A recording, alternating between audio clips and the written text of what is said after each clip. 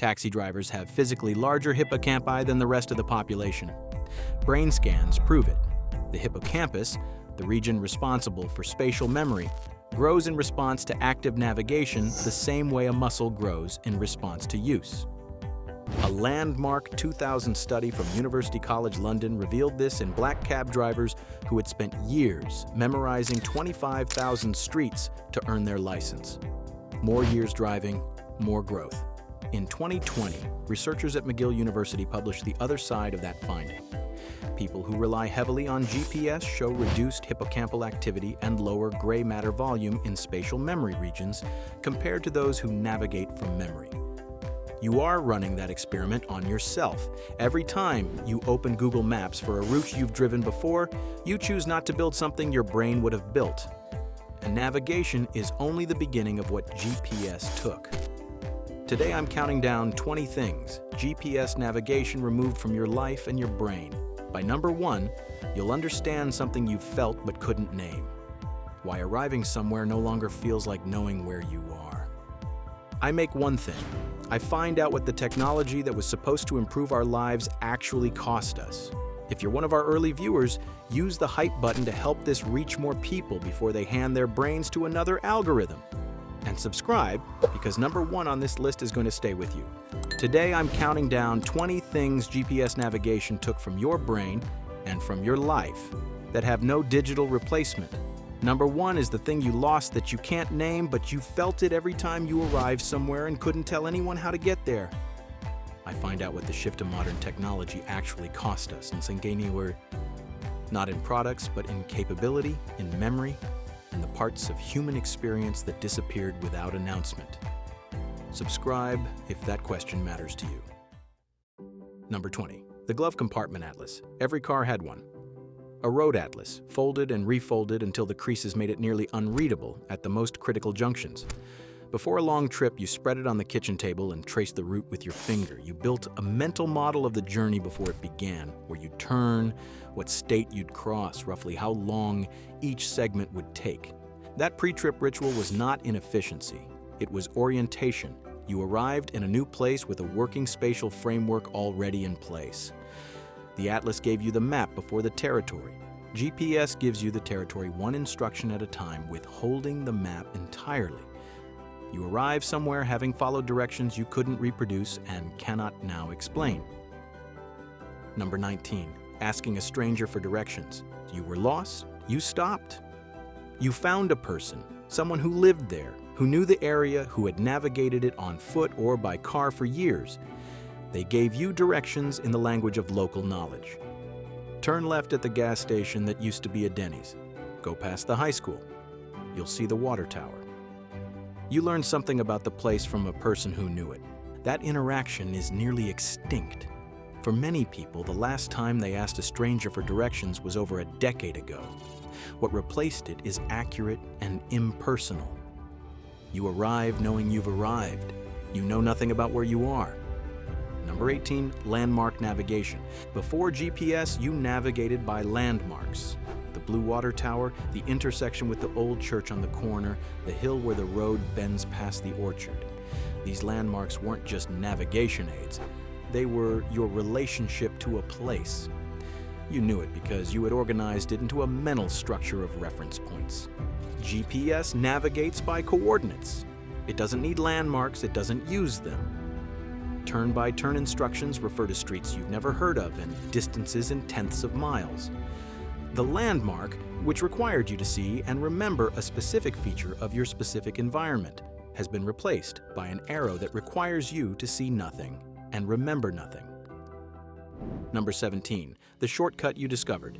Finding a shortcut required driving around, taking different routes, noticing that one road connected to another in a way that saved 10 minutes if traffic was bad on the main route.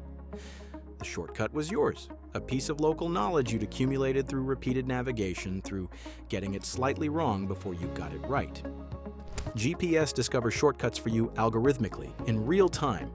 They are better shortcuts than you would have found, optimized against live traffic data, recalculated constantly. They are also not yours. You didn't discover them.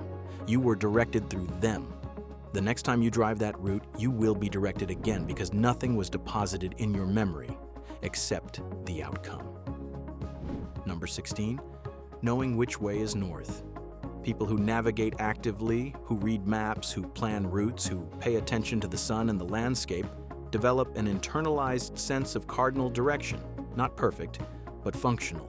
You knew roughly where north was relative to where you were standing, and that orientation gave you a framework for understanding new places quickly. GPS operates in egocentric coordinates. It knows where you are relative to where you're going, and it tells you to turn left or right. It never tells you which direction is north. It has no reason to. The result is a population that can follow directions and cannot orient themselves. The difference between those two things is significant when the GPS loses signal. The battery dies, or you simply want to know where you are. Number 15, the mental map of your city. You built it without knowing you were building it. Every errand, every commute, every time you drove somewhere new and had to figure out how it connected to somewhere you already knew. You were adding to an internal representation of your city, where the neighborhoods were relative to each other, which roads ran parallel, what the geography looked like from above. Research from spatial cognition consistently shows that people who navigate using GPS have significantly less accurate mental maps of areas they drive through regularly compared to people who navigate from memory. You can drive through an area hundreds of times under GPS guidance and retain almost no spatial knowledge of it. The route was taken. The map was not built. Here's where it shifts from inconvenient to neurologically significant. The next items aren't about navigation skills. They're about what navigation was doing to your brain that had nothing to do with getting from place to place. Stay with me. Number 14, the problem solving that happened when you got lost. Getting lost required immediate cognitive engagement. You had to assess your situation, recognize that something had gone wrong, identify what information you had available, generate possible solutions, evaluate them, and execute. It was low-stakes problem-solving with real consequences practiced regularly. Researchers in cognitive psychology use the term desirable difficulty to describe challenges that feel frustrating in the moment, but produce genuine learning and capability. Getting lost was a desirable difficulty. It forced active engagement with a real problem. GPS has nearly eliminated the experience of being lost, and with it, the regular low-stakes practice of spatial problem-solving that built and maintained navigational capability across repeated exposure. Number 13, remembering where things were. You knew where things were.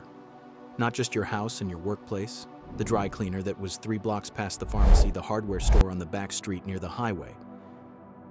You had built a mental index of your environment because navigating it required holding that information actively in your working memory.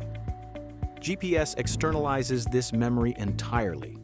There is no reason to remember where the hardware store is when you can search for hardware stores near your current location.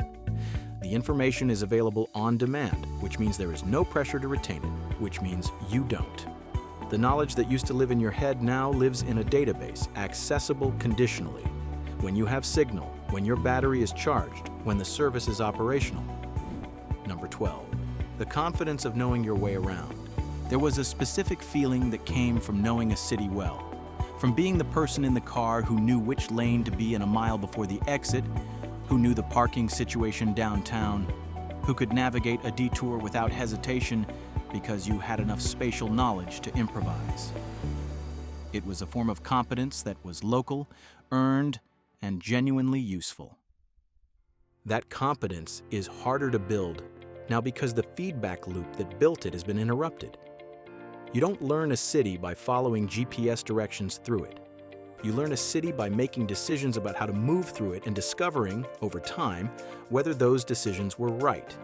GPS makes the decisions. You execute them. The competence that used to accumulate from this process no longer does. Number 11, the passenger who navigated. Before GPS, road trips had a navigator. Someone in the passenger seat with the map, calling out upcoming turns, tracking progress, managing the route while the driver drove. It was a division of labor that required communication, cooperation, and shared attention to the same task. GPS eliminated the navigator. The driver manages both the route and the driving, delegated to an algorithm that needs no human intermediary. The passenger is free to look at their phone.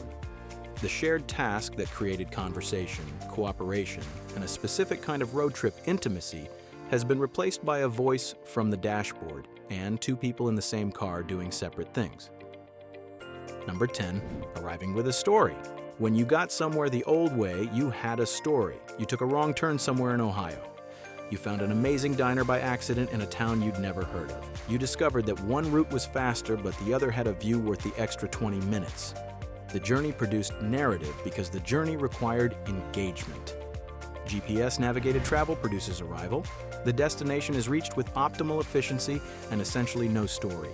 You went where the arrow pointed. Nothing unexpected happened because the system is specifically designed to prevent the unexpected. The journey is no longer a component of the experience. It is a loading screen between where you were and where you're going. Number 9.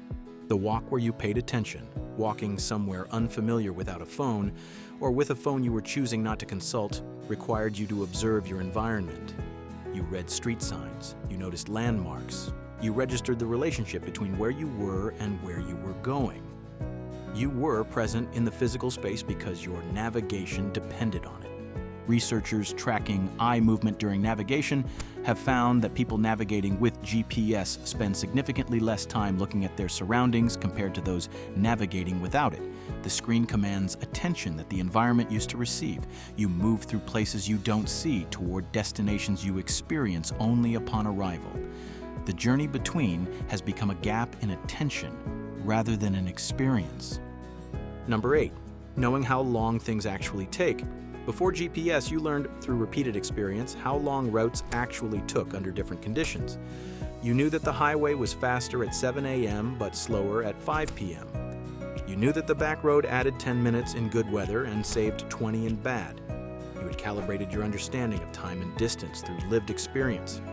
GPS gives you an ETA updated in real time by aggregate data from millions of other users.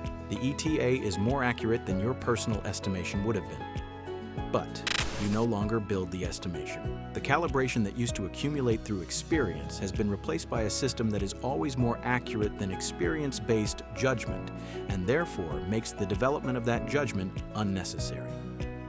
Number 7, the ability to give directions. You used to be able to give directions, not perfect directions, but usable ones. You could describe a route from your house to a landmark in terms that another person could follow without a phone. This required you to hold a spatial model of your environment in your mind and translate it into language, to understand where you were well enough to explain it to someone else. Ask someone today how to get from their house to a restaurant they visit regularly. Most will describe an inability to explain it without consulting their phone first. They know the route experientially. They can follow it when driving, but they cannot represent it spatially well enough to communicate it. The knowledge exists only in procedural form. Turn here, turn there. The underlying map has never been built. Number 6, serendipitous discovery. You were driving somewhere, took a wrong turn, and found yourself on a street you'd never been on. There was a bookshop you hadn't known existed, a restaurant with a hand-painted sign that looked interesting, a park you'd never noticed. You went back later. It became a place you knew. GPS routing minimizes deviation from the optimal path. It recalculates instantly when you leave the designated route, pulling you back toward efficiency. The wrong turn that leads somewhere interesting has been engineered out of navigation. The algorithm serves your stated destination. It cannot serve your unstated interest in finding something you didn't know you were looking for. Number 5, the neighborhood you actually knew. Knowing a neighborhood used to mean having walked it, driven through it, gotten slightly lost in it, noticed things about it over multiple passes. You knew which blocks were quiet, where the good spots were, what it felt like at different times of day. That knowledge was granular and embodied, built through repeated physical engagement with a specific place. GPS-mediated navigation moves you through neighborhoods at route optimal speed along route optimal paths. You see the neighborhood from the road the algorithm chose at the speed required to make the next turn. You are not in the neighborhood. You are passing through it on the way to somewhere else, with your attention managed by a system that has no interest in the neighborhood beyond its function as a corridor. Number 4, the child who learned the city. Growing up in a city before GPS meant learning it incrementally. You walked to school and learned that route. You rode your bike and learned a wider radius. You started driving and your mental map expanded. By the time you were an adult, you had a rich spatial understanding of your home territory built over years of active navigation. Children growing up now in the back seat of GPS-navigated cars are passengers through their own cities. Studies in developmental psychology indicate that children who are navigated rather than allowed to navigate develop spatial reasoning skills more slowly than previous generations. The city they grow up in remains, for many of them, a series of destinations connected by routes they did not choose and do not understand, rather than a comprehensible spatial environment they can move through independently. Number 3, the hippocampus you were building. The London taxi driver study is the most documented case, but the underlying neuroscience applies to everyone. Spatial navigation is one of the most cognitively demanding activities humans perform regularly. It requires the hippocampus to maintain and update a spatial model of the environment in real time, a process that, when practiced consistently, physically develops the structure of the brain region responsible for it. The hippocampus is not only responsible for spatial memory, it is central to episodic memory, the ability to remember specific events, experiences, and their context. It is involved in the consolidation of new long-term memories and in the imagination of future scenarios. Research from McGill University suggests that reduced hippocampal engagement from GPS reliance may have consequences that extend well beyond navigation, affecting the richness of autobiographical memory and the capacity for future planning. We outsourced directions and may have gotten less than we traded. Number 2, the experience of being somewhere. There is a specific quality of attention that comes from navigating actively, from being responsible for knowing where you are and where you're going. It forces you into the present tense of a place. You look at it, you register it, you form a relationship with it, however brief, because your navigation depends on it. GPS removes that responsibility. You are a passenger being transported, not a person moving through space. The places you pass through make less impression because they don't need to. Nothing depends on you remembering them. The research on this is consistent across multiple studies. People navigating without GPS report richer, more detailed memories of places they traveled through compared to people navigating with it. Being somewhere requires a kind of attention that GPS makes optional. When attention is optional, most people allocate it elsewhere. Number 1, the sense that you knew where you were. Not the coordinate, not the real-time position on a moving map. The deeper sense, the one that told you when you stepped out of a car in an unfamiliar city which direction the river was, which way you'd come from, how far you were from the center, the rough shape of the place as you'd moved through it. That sense is a form of knowledge that exists only if you've built it, and you only build it by navigating actively enough times that the environment starts to feel organized, coherent, and known. It is not navigational confidence, it is something quieter, a relationship with the physical world that comes from having paid attention to it over time. GPS gives you the coordinate without building the relationship. It answers the question, where am I? Without creating the experience of knowing where you are. Every time you defer to the algorithm rather than attempting to orient yourself, you are choosing not to build that relationship. Individually, each choice is reasonable. Collectively, across millions of choices over years, the result is a generation of people who move through the world accurately and unknowingly, arriving at destinations they could not direct anyone else to, in places they could not describe if the map disappeared. The taxi drivers built something in their brains that showed up on scans. We are choosing one navigation session at a time not to build the equivalent. 20 things. Not one of them required GPS to be bad. The technology works. It gets you where you're going. Every item on this list is a cost of something that works exactly as designed. That's the pattern the channel keeps finding. The technology is not broken. The trade we made to get it is the thing worth examining. GPS is accurate. What it costs is the relationship between you and the physical world you move through every day. Which one hit closest? The directions you can no longer give, the shortcut that was yours, the city you thought you knew? I drop it in the comments. And if you want to understand what happened to the internet itself during the same years GPS was doing this to navigation, how the algorithm flattened culture and turned a wild human-made web into a frictionless feed that never surprises you, that video is on screen now.